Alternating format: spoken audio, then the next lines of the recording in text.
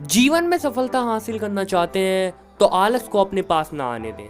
आलस की तुलना उस तालाब से की जा सकती है जो सीमा में बंद जाने की वजह से इसके पानी में सरांद व काई जम जाती है। इसी प्रकार यदि आप चले फिरे ना, हमेशा आराम और आलस में रहें तो आपके हाथ पैर भी जकड़ जाएंगे। मनुष्य तो मनुष्य, यदि मशीन से भी काम ना लिया जाए तो उसके कलपुर्जे भी काम करना बंद कर देते हैं। बहुत पुरानी बात है, किसी देश में एक बूढ़ा व्यक्ति रहता था। वह काफी मेहनती था, खेत में काम करके अपना गुजारा करता था। उसके 3 लड़के थे जो बड़े ही आलसी थे। उनके आलस की वजह से उनके माता पिता काफी परेशान रहते थे। दोनों अपने लड़के को समझाने की कोशिश करते, लेकिन तीनों अपने आलसपन से बाज नहीं आए। एक दिन बूढ़ा किसान चल बसा। बुढ़िया ने अपने बेटों को खेत पर जाने के लिए कहा, लेकिन वह गए ही नहीं। जब तक अनाज था बुढ़िया ने उनको बना बना कर खिलाया। आखिर में एक दिन घर का सारा अनाज खत्म हो गया। जब घर में एक भी दाना नहीं बचा तो बुढ़िया ने अपने बेटों से काम धंधा करने के लिए कहा, लेकिन वे तब भी नहीं गए। एक दिन सुबह बुढ़िया उठकर रोने लगी। माँ को रोता देखकर उसके बेटों ने पूछा तो माँ ने बताया, सपने में तुम्हारे पिता आए थे। उन्होंने बताया कि यदि तुम लोग खेत में से गड़ा हुआ धन निकाल कर ले आओ तो हमारी गरीबी दूर हो सकती है। तो इसमें रोने की बात क्या है? लड़कों ने पूछा। बुढ़िया बोली, मैं तो यह सोचकर रो रही हूँ कि अब खेत खोद कर कौन धन निकाल कर लाएगा।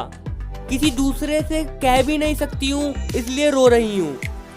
बुढ़िया की बात सुनकर तीनों बेटे खेत में जाकर जमीन खोदने लगे। तीनों बेटे एक ही जगह खुदाई कर रहे थे। यह देखकर बुढ़िया ने कहा, धन खेत में कहीं भी हो सकता है, इसलिए पूरे खेत की अच्छे से खुदाई करो।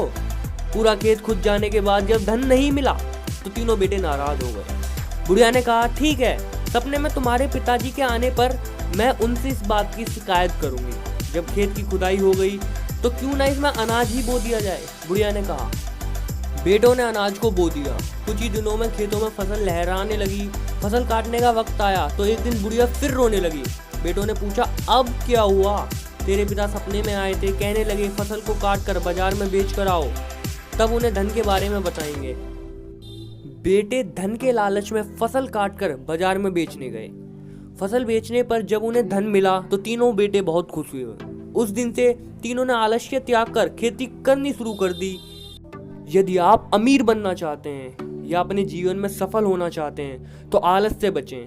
आलस गरीबी है, आलस असफलता है, आलस ही नाकामयाबी है। आलस अमीरी का दुश्मन है। आलस को दूर भगाएं और सफल व्यक्ति बन जाएं। सफल बनना है तो आलस को त्यागना होगा। आलस से जीवन के रचनात्मक पल नष्ट हो जाते हैं। धन्यवाद।